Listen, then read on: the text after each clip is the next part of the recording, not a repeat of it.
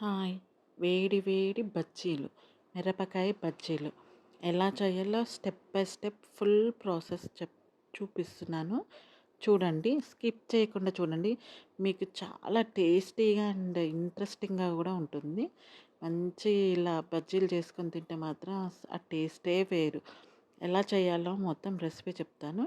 Skip చేయకుండా చూడండి. మనకి కావాల్సినవి పదార్థాలేంటంటే శనగపిండి. ఫస్ట్ శనగపిండిని మాత్రం కలిపి పెట్టుకోండి. ఒక పావు కిలో శనగపిండి లేదు అన్న 100 గ్రామ్స్, 200 గ్రామ్స్ శనగపిండి తీసుకోండి. దాంట్లో చిటికెడు పసుపు వేసుకోండి. అండ్ కొంచెం కారం లైట్‌గా మోడరేట్‌గా ఎయ్యండి కారము. అల్లం వెల్లుల్లి పేస్ట్ హాఫ్ స్పూను.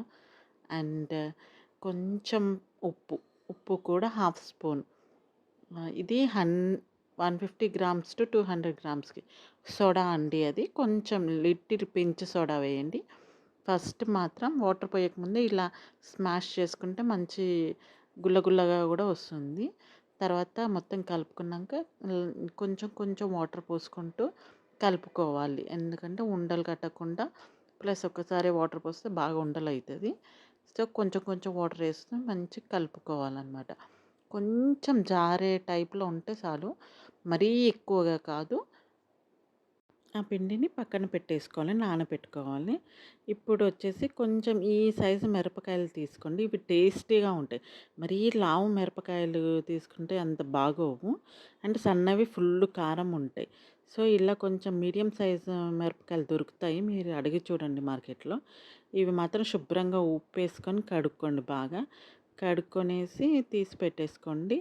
అండ్ ఇలా ఏం జేయాలంటే మధ్యలోకి చీల్చి 2 పార్ట్స్ చేసేయాలి. మీరెప్పుడైనా ట్రై చేశారా ఇలా? ట్రై చేసుండరు. చూడండి. అలా మధ్యలోకి కట్ చేసి 2 పార్ట్స్ చేసుకోండి మొత్తము అన్నీ. ఇప్పుడు ఇలా టేస్ట్ గూడా చాలా బావుంటుంది. కొంచెం ఉప్పు వేసి మొత్తం మిక్స్ చేయండి. అన్నీ మిరపకాయలకి పట్టేటట్టు. ప్లస్ ఇట్లా చేసుకుంటే కూడా చిల్లవన్నమాట.